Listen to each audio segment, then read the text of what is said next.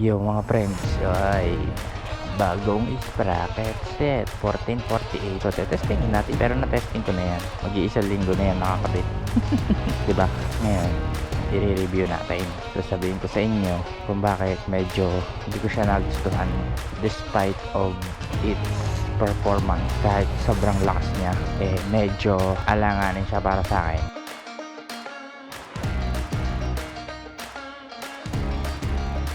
So, totoo nga ang bali-balita mga friends, na iba talaga yung binibigay na power nitong 48 teeth sa likod.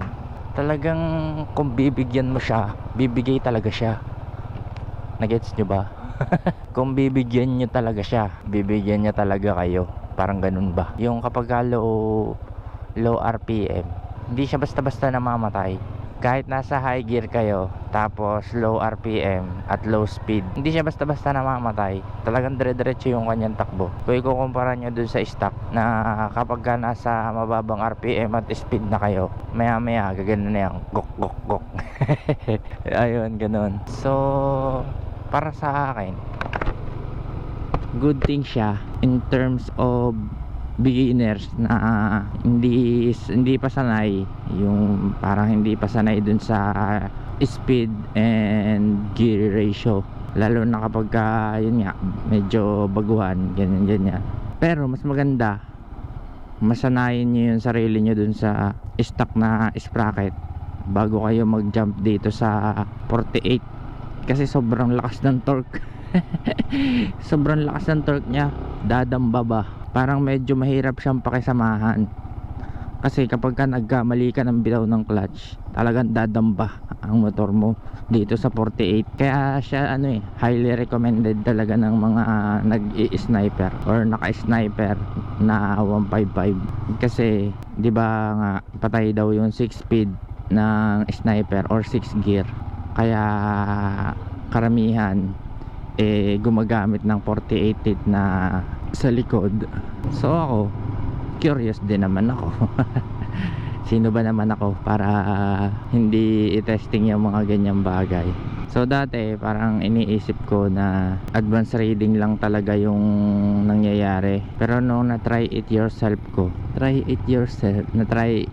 na-try ko ng ako mismo, ramdam ko yung pagkakaiba. Pero of course andun pa rin yung advanced reading nito, pero ramdam mo talaga yung pagkakaiba. Sobrang layo mga friends, napakasarap niya gamitin. Medyo gigil nga lang yung makina pagdating sa high gear, hindi siya ganun ka speedy kumpara sa stock. Kasi yung stock kapag parang naka cruising mode ka, may tooling pa rin siya pero dito full power talaga.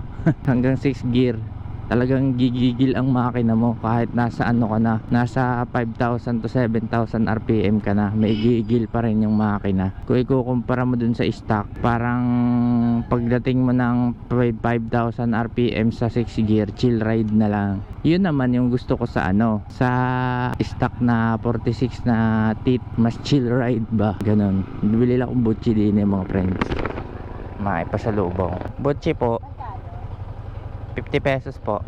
Ay na pala, 100 na po, para madami. Breakfast. Bili pa akong orange. Thank you po. Okay, meron na tayong butchi guy. Yun sa stock na 46 teeth, ang sarap gamitin ng 6 gear nya kapag ka cruising. Pero dito talaga kapag ka nasa 6 gear na kayo, tapos 5,000 to 7,000 RPM, gigil pa rin ang makina nya. Gets nyo ba? Talagang may power pa rin yung 6 gear. Hindi ko pa ito natetesting ng yung isa sagad, kasi dito pa lang ako, hindi pa ulit ako nakakalayo ng mga kalsada din kadidelikado. Nga pala, may balita nga pala ako sa inyo.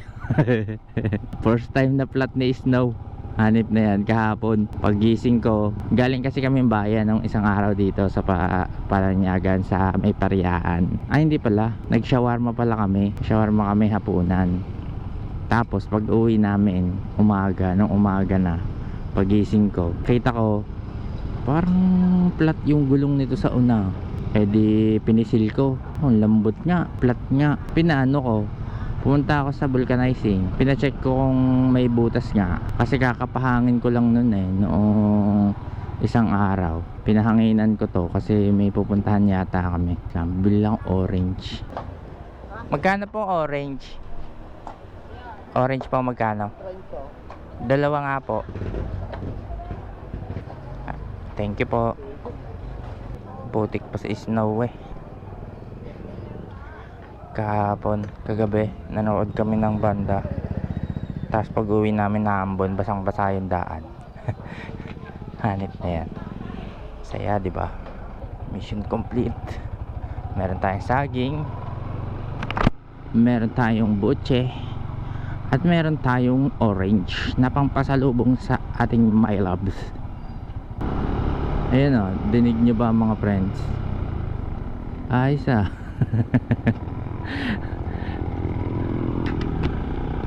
pakalupit yung gigil niya mararamdaman mo sa second gear hanggang fourth gear. Gigil na gigil talaga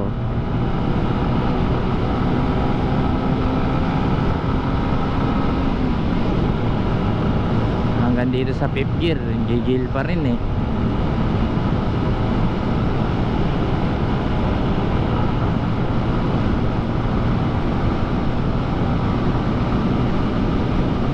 pero ano rin siya, matulin din kahit gigil yung makina,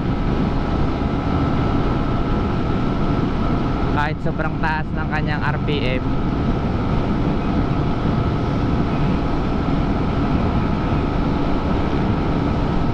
Nasa 9,000 RPM ako pero 106 na yung takbo,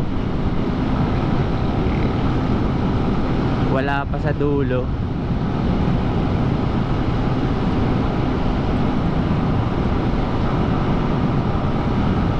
Iba talaga yung lakas niya, pero may kasamang advanced rating to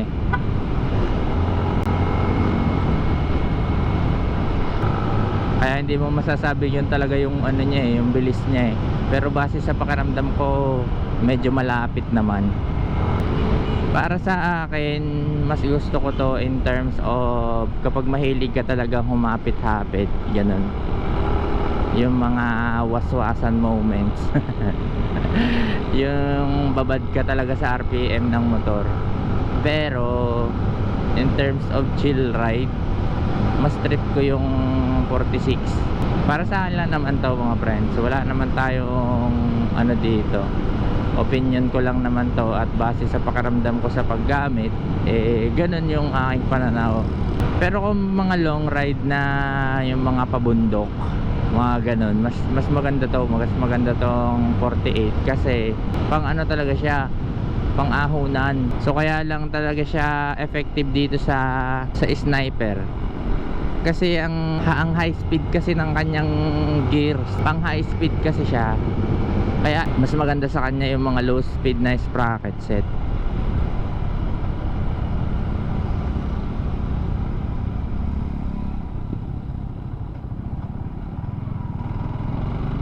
Pakitali naman po ng mga aso nyo. Kakatakot ito yung ano yung tinatawag nilang mamaw sprocket 1448. As in mamaw talaga no. Hindi ko lang sigurado kung mas matipid siya sa gas kumpara dun sa 46 na sprocket set kasi mas bigay siya sa RPM pero mas magaan yung kanyang takbo. Gets nyo ba?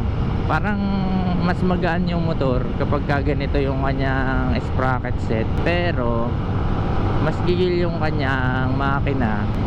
Hindi ko lang ma-explain ng maayos kasi hindi talaga ako professional sa pagdating sa makina.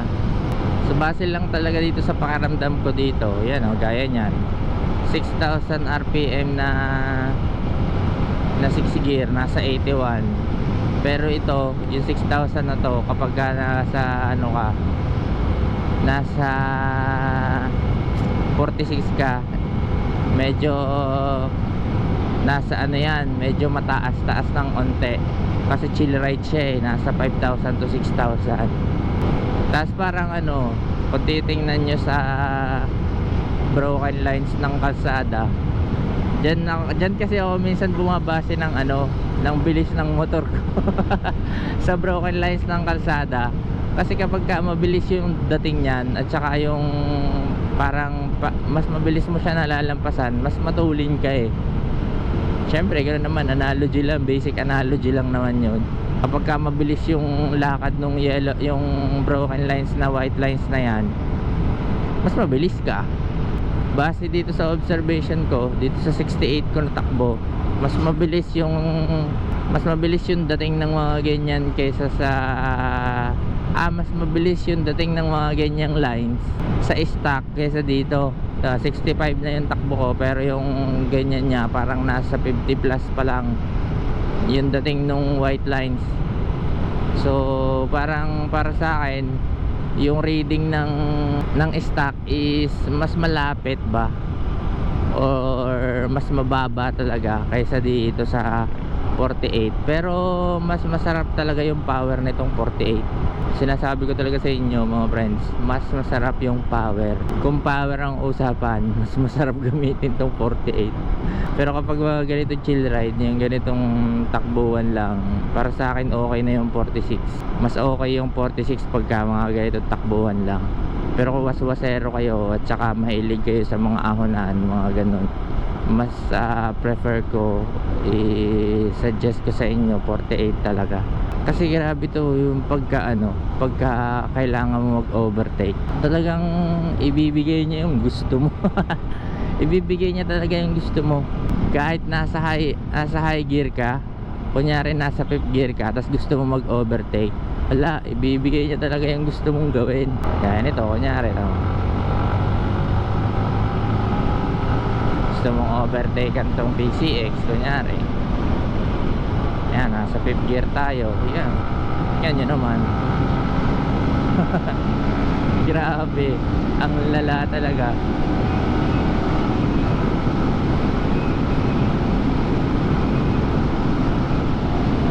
Yan, ganun siya ka-efficient pagdating sa mga ganong sitwasyon. Pero kapag gusto mo talaga mag chill ride, medyo gigil talaga yung makina. Uy, sana all. Zumba. Parang may ano yung gulong ko. Hindi pa naluluto yung bara. Yung bara dun sa ano. Tingnan nyo, kahit naka 4th gear ako, kahit bumagal ako ng ganong kabagal, kaya pa rin niyang umabante ng nang hindi nahihirapan yung makina. Kasi doon sa 46, kapag ka ganong sitwasyon, kailangan mo magbawas hanggang 2nd gear man lang o kaya 3rd gear man lang. Pero doon sa 4th gear okay na eh, kayang kaya eh, bibigay talaga ng power eh. Yun yung maganda dito.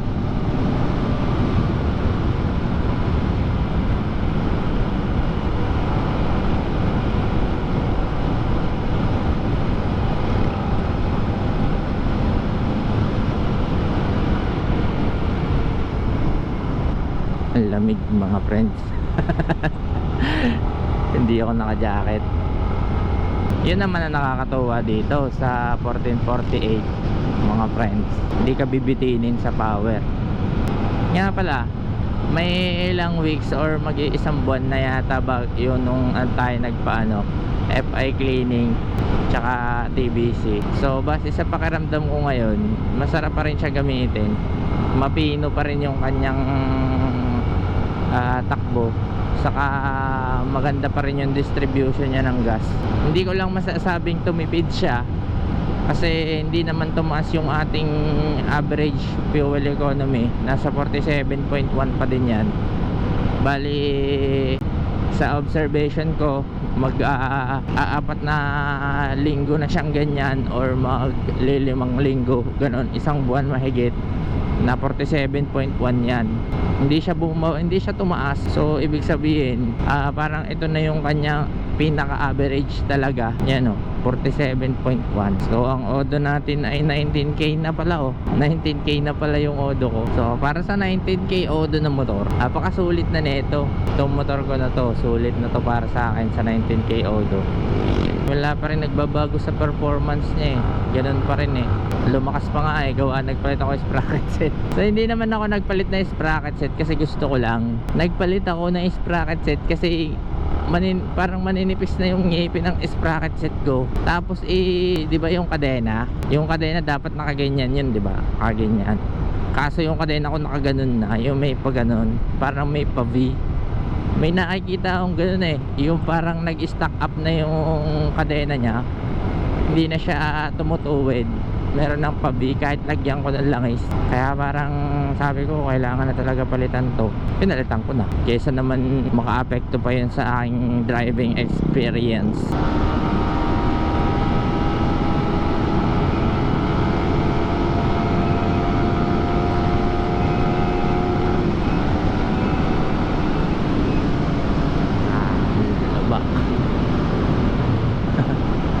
Ang tig-tig ng daan.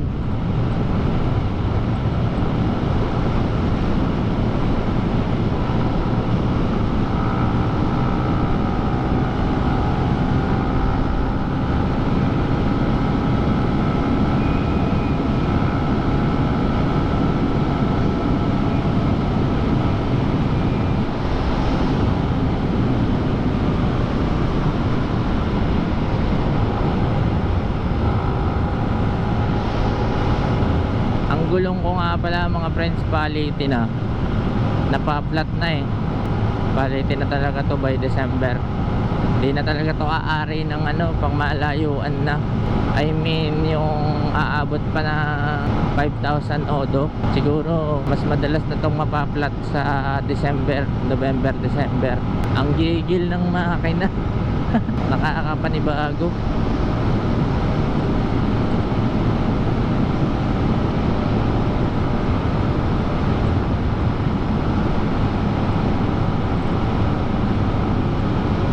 Sa ganitong takbo, chill ride pa to sa 46 eh. Pero dito gigil na gigil eh.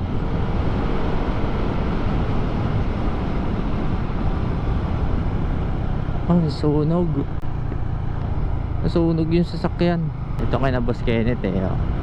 Nandito sasakyan nila Kuya Pats, mga motor. Ay ayun. Ayun no, naingitin na didinig nyo kaya.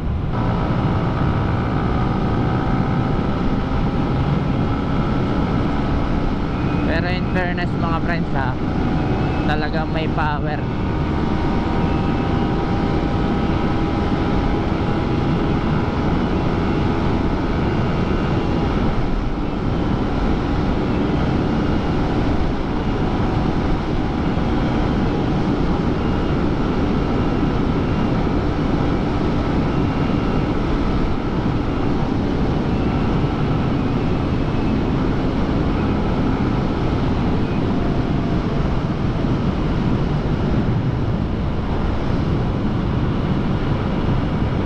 Tapos ang bilis din bumaba ng speed.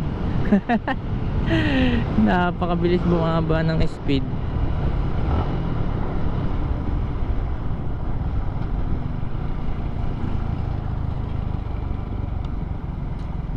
Ang lakas ng engine brake. Kasi nga pigil na pigil yung yung takbo. Gigil na gigil ang makina. May nagtatanong pala sa akin mga friends. Lagi niyan tinatanong kung available pa kaya itong gloss black na Sniper 155R pagdating ng 2025. Sa akin wala talaga siyang kasiguraduhan, pero may chance na madami pang stock nitong gloss black sa 2025. Kasi hindi pa ubos yung stock niya, naglabas na yung Yamaha nga, 'di ba, ng ABS version. Marami pang stock tong gloss black. Bago lumabas yung ABS version, nakakakita pa ako ng madaming gloss black sa mga kasa.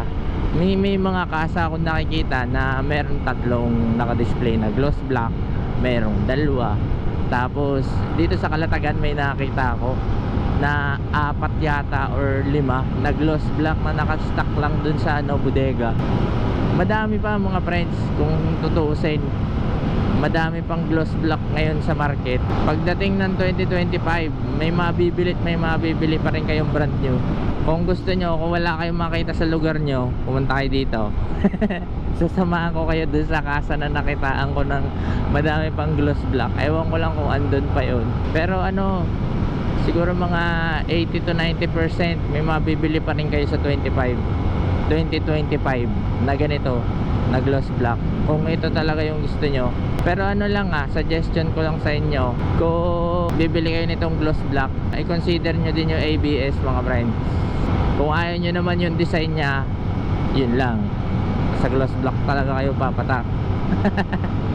Kung ayaw nyo yung matilos dito, yung dito sa may part na to, dito talaga kayo papatak sa gloss block. Pero i-consider nyo yung i-consider nyo ang ABS version. Masasabi kong sulit din yung ibibili nyo dun sa ABS, kasi safety yung number one feature nya. Tapos base sa mga nag-review ng ABS version tsaka yung mga bagong kasabayan nya, nawala na yung issue nya sa front shock.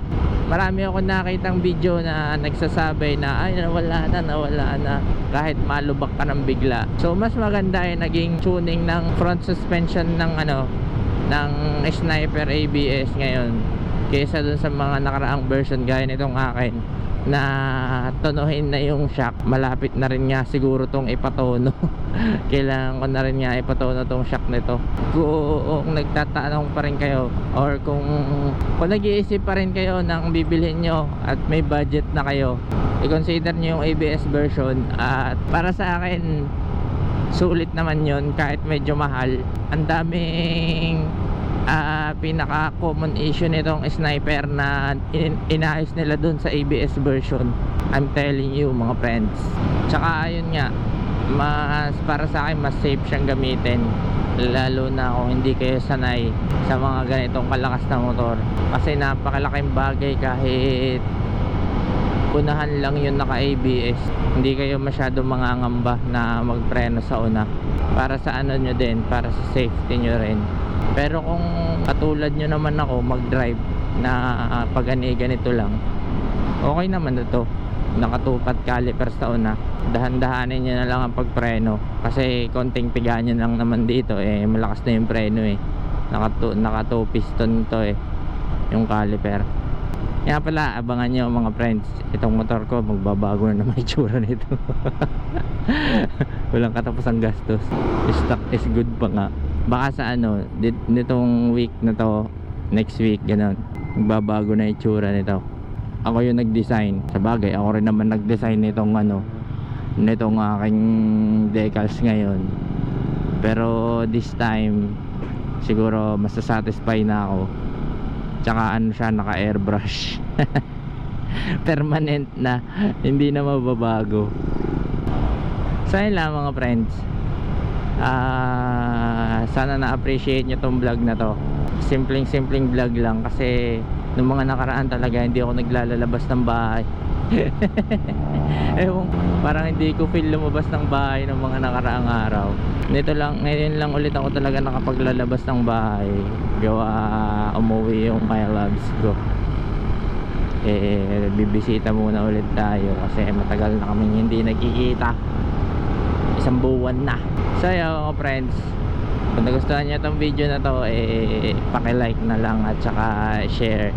And kung hindi ka pa nakaka-subscribe, subscribe mo na for more updates pagdating na mga susunod na araw at mga content.